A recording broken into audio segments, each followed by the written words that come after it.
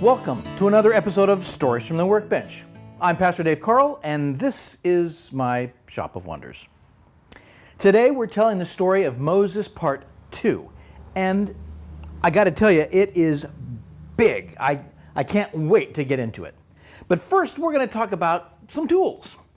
Now, have you ever had a difficult problem and then found a simple solution? I have one of those for you today. The lathe is, well, think of it like a pottery wheel, but on its side, and in this case, for wood. Now, this is the motor, and this is the drive head. We grip the wood on this end with teeth that dig in a little bit. And on this side, this is the live center. This spins with the wood, but puts pressure so that the wood stays between the centers. Now, on a lathe, we could turn a piece of wood like this into, say, a chair leg. You could use a thicker piece and turn a carver's mallet. You could use a thicker piece and come up with a candle holder. Or you could use a small piece of real hardwood and turn a handle for an old used chisel. You could certainly start out with square stock on the lathe. You just need to first shave off the sharp corners until it becomes round. To get this set up, you need to find the center, the very center of both ends, so you know where to chuck them up. Now, finding the center, this is really important. On stock that's square, you can just use a straight edge and go from corner to corner from both directions, and you will find your center mark. I then use a spring punch to make a dimple that will be very helpful when I take it over to the lathe. I do this on both ends. Occasionally, I start out with round stock. So how do you find the exact center of a circle? Well, it's a pretty difficult problem. There's no reference point. There's no corners to nestle this into or to gauge by. It would be just a guess, really, trying to find the center of round stock. So, using this plastic one, I simply cradle it in the corner of the V shape, and in both directions, that is the center mark of my round stock. This center mark is really important because if I drill a hole there, then I can use my worm screw and drive this in there and then mount this onto my chuck.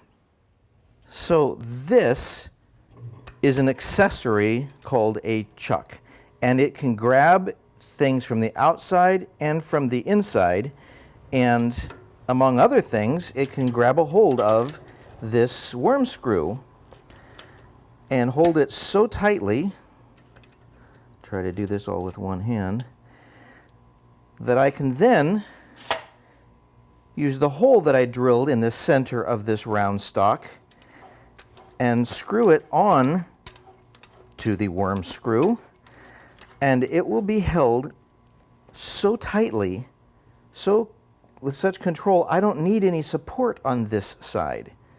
This is exactly what I do when I'm turning a bowl.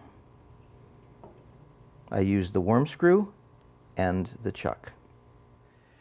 Well, it's story time. And since we're doing a Bible story today, and one of the truly great ones, I might add, I want to tell you that everything in the Bible is true. It really happened. Like I said in the beginning, today's story is God and Moses, Part 2. When we left off last time, Moses had gone and lived in the desert for 40 years, and he and his brother Aaron were now walking into the land of Egypt. Well, first they went to all the Jewish leaders and their families, and they told them what God had said. God told us He's heard your prayers, and He's ready to free you from slavery. Aaron, tell them the rest. God will then lead us all to the land he's promised to Abraham. We will have our own land, and it will flow with milk and honey. How can this all be true? How can this all be true after all this time? Moses threw down his staff,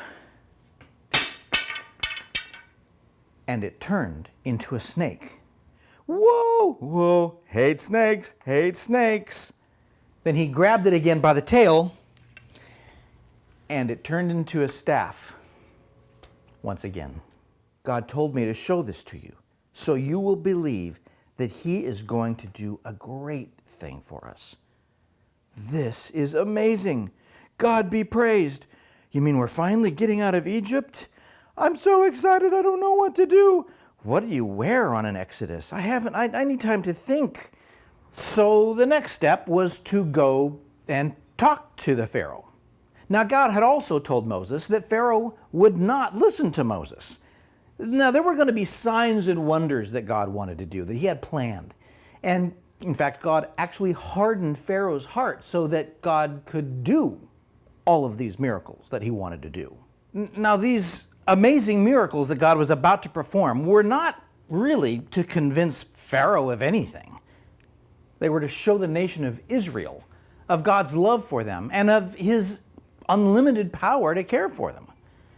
God was shaping these Jews into a nation of God worshipers and God lovers. What I'm about to tell you next is told every year to all the worshiping Jews around the world. It's called Passover. That name will make all kinds of sense in just a bit. Pharaoh, God has sent me to lead the Jews away from here. To start off, I only want to take them out into the desert a bit and worship God. What do you say? Interesting. Let me say this carefully. No. Why should I listen to you two foul-smelling sheep herders? Show me a miracle from your God, then maybe I'll think about it. Moses and Aaron looked at each other and agreed. Moses threw down his staff, and it turned into a huge snake. Where are my magicians and sorcerers? Ooh, here, my Pharaoh, I'm here. Sorry, I was just getting my tuxedo pressed. Moses turned his stick into a snake. Can you do that? Yes, my Pharaoh. Behold, my snake stick. He threw his stick down, and it in fact did turn into a snake. Okay, good effort. Not as big as the snake Moses made, but I'd give it a solid 7.5. Good job, sorcerer, magician guy. So somehow they were able to turn their staffs into snakes too. I don't know exactly what happened here. Maybe it was all tricks and they had a snake all stuffed into a tube, or maybe they really did get into some real spiritually dark stuff and they were able to really turn a stick into a snake. Either way, God was not going to allow his message to be sidetracked. The snake from God went over and swallowed up the Egyptian snakes whole. Burp. Oh, okay, that was disgusting. I would have preferred not to see that. That was my best snake stick. Somebody's got to have to pay for this. Pharaoh, can I lead the nation of Israel out into the desert to worship God? Magician guy, go ahead and send your bill to Moses for the snake stick thing. As for going out to the desert, not today, not ever. Well, God told me you would say that. I will see you in the morning. Now, if you live in Egypt, you live in a desert. And in order to survive, you need a huge source of water, or, you get thirsty and die. The Nile River is huge, and it was, and still is, so important to everyone living there, that the ancient Egyptians made a god out of the river. And to be truthful, the ancient Egyptians, well, they made a god out of almost everything, as we'll see in a bit. In the morning, Moses and Aaron were waiting by the Red Sea. This is the Red Sea. All right, my prop budget is very low. In the morning, Moses was out waiting by the Nile River, and he was waiting for the Pharaoh to come out like he normally did to worship the river. Pharaoh, the Lord, the God of the Hebrews, sent me to you, saying, let my people go, that they may serve me in the wilderness. But behold, you have not listened until now. So Moses took his staff and he smacked it into the water of the Nile River. Then the water started to turn into kind of a sandpapery red color of blood. All of it. Now even water that was in jars and jugs in the houses, it turned to blood. You see, God didn't do this to be annoying. God was telling all of Egypt and all the Jews that he was God over everything. By turning the Nile into blood, God was saying, I made this river and I have power over it. Look to me, not a bunch of water that you called a god. Well, this is a sticky wicket. I need some clean water. Pharaoh, it seems that we can dig near the river and get small amounts of clean water, but nowhere near enough to take care of everybody. Give me that water. Yes, Pharaoh? Magicians! Yes, my Pharaoh. Get out of my way. Yes, my Pharaoh. Magicians, can you turn the clean water my servant has into blood? I'm not sure you've thought this through. Why, yes, Pharaoh, we can. And they did. So Pharaoh was not much moved or even bothered by not having water for his people. Not surprisingly, all the fish in this river of blood, they very quickly died off, and the whole thing began to stink. It was the worst stink you could imagine. It was like 7th graders' Nikes after a week at summer camp without socks. It was horrible. And it went on for a week.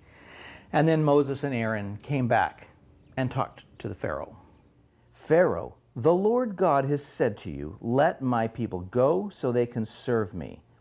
If you don't, then frogs will come out of this rotten Nile River and infest this land and your houses, and it will be nasty frogginess everywhere. Well, God didn't actually say that last part. That was just me. Now I know you are just making stuff up. We worship Hecate, the frog goddess. You cannot mess with her. You silly little man. And then the frogs came. They swarmed out of the bloody nastiness of the river, and there was 200 kabillion of them. They found them in their houses and in their food, and surprisingly, they found them right in the back of their pants. Okay, the Bible doesn't actually say that last part. That was just me, but it was disgusting. Moses, take your people and go, but ask your God to take these frogs away. This is terrible. Oh, I have another frog in my pants. This is so disgusting.